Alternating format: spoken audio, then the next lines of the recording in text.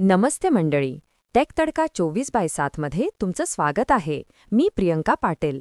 आज आपल्याकडे एक जबरदस्त अपडेट आहे, खास करून त्या लोकांसाठी जे शेती करतात, म्हणजे पाण्याखालची शेती विथ ॲक्वाकल्चर.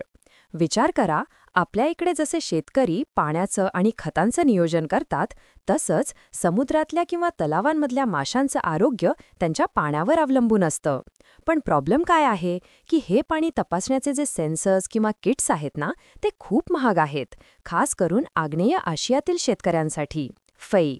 पण आता ऐका, थायलंडमधील ॲक्वावाईज नावाच्या स्टार्टअपने एक भारी सोल्युशन काढलंय. म्हणजे त्यांना हार्डवेअरवर काहीच खर्च करायची गरज नाही. ते काय करतात, तर आपल्याकडे जसे सॅटेलाइट्स अवकाशातून फोटो घेतात, तसेच हे लोक मासे आणि कोळंबीच्या शेतीचे सॅटेलाइट इमेजेस घेतात. कच्छ आणि हे इमेजेस एका कमालच्या AI मॉडेलमध्ये टाकतात. हे AI मॉडेल काय करतं, तर ते सतत पाण्याच्या गुणवत्तेवर लक्ष ठेवतं, जसं की तापमान, क्लोरोफिलची पातळी आणि ऑक्सिजन लेव्हल्स. म्हणजे रोज किंवा आठवड्यातून एकदा चेक करण्याऐवजी हे AI 24/7 चालू असतं. म्हणजे विचार करा किती अचूक माहिती मिळेल. या ॲक्वावाईजचे को-फाउंडर आणि CEO 19 वर्षांचे प्रतिपॉन टियापुंजन आहेत. काय म्हणतात ते?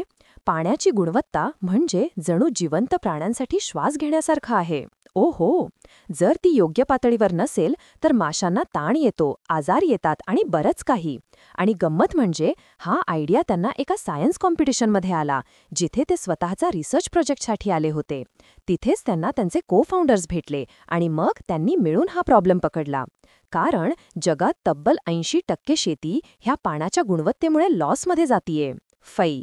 आणि एक मस्त गोष्ट म्हणजे ॲक्वाकल्चर हा जगातला सर्वात वेगाने वाढणारा फूड सेक्टर आहे.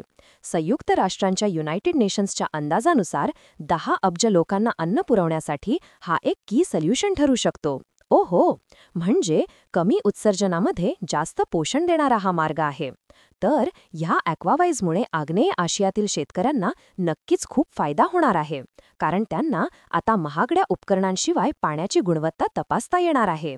जबरदस्त ना?